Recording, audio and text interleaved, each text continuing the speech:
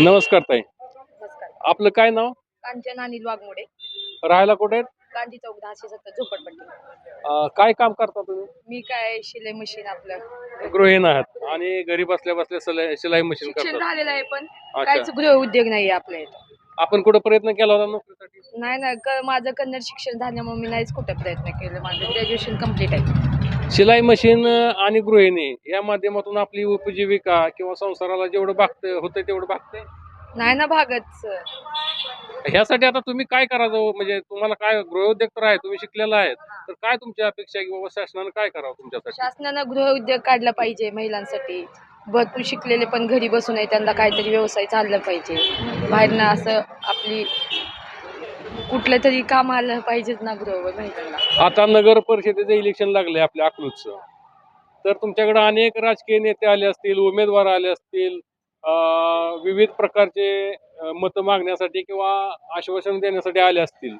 तर याच्यापैकी तुम्हाला कुठल्या राजकीय पक्षाशी बाबा चांगलं वाटलं किंवा कुठला राजकीय पक्ष आपलं कल्याण करू शकेल किंवा महिलांना सुविधा देऊ शकेल असं वाटतंय? बीजेपी राजकीय पक्ष. कशामुळं?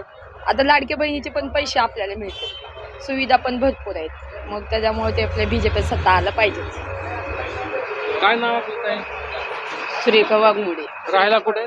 1070 झोपडपट्टी.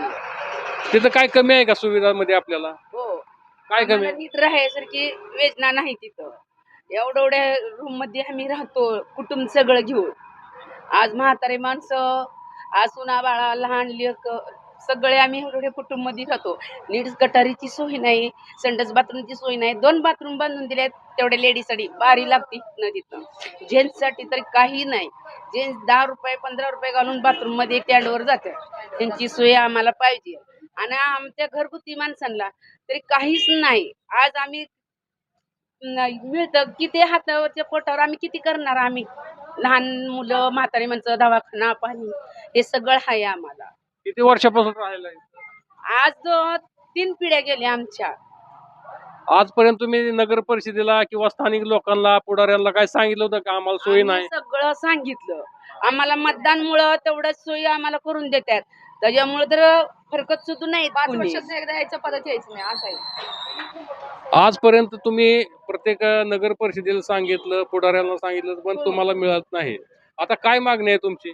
आमची सगळी सोय आमची आता जेवढी सांगितलंय ना म्या, तेवढी सोय आम्हाला झाली पाहिजे. आपल्याकडे आता मतं मागायला लोक आले असतील, येत असतील किंवा येणार आहेत आणखी, तर त्यांनी काय आश्वासन दिले किंवा तुम्हाला त्याच्यातला कुठला पक्ष किंवा कुठला नेता तुम्हाला योग्य वाटतो? आम्हाला आता ही भाजपचाच नेता योग्य वाटतो. काय सांगितलं त्यांनी? त्यांनी काय सांगितलं असेल, त्यांनी सगळी सोय करतो, सगळं करतो.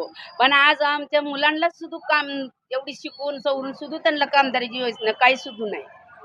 बीजेपी सत्तावर आम्हाला विश्वास आहे ना, त्यांनी काम करेल म्हणून विश्वास भरपूर आहे आम्हाला. आम्ही सगळ्यांची अपेक्षा बघितली, आता ही अपेक्षा आम्ही बघणार. हो, आज पिढ्या अपेक्षा बघितली, पण नाहीच कुठले काम करू शकले ना.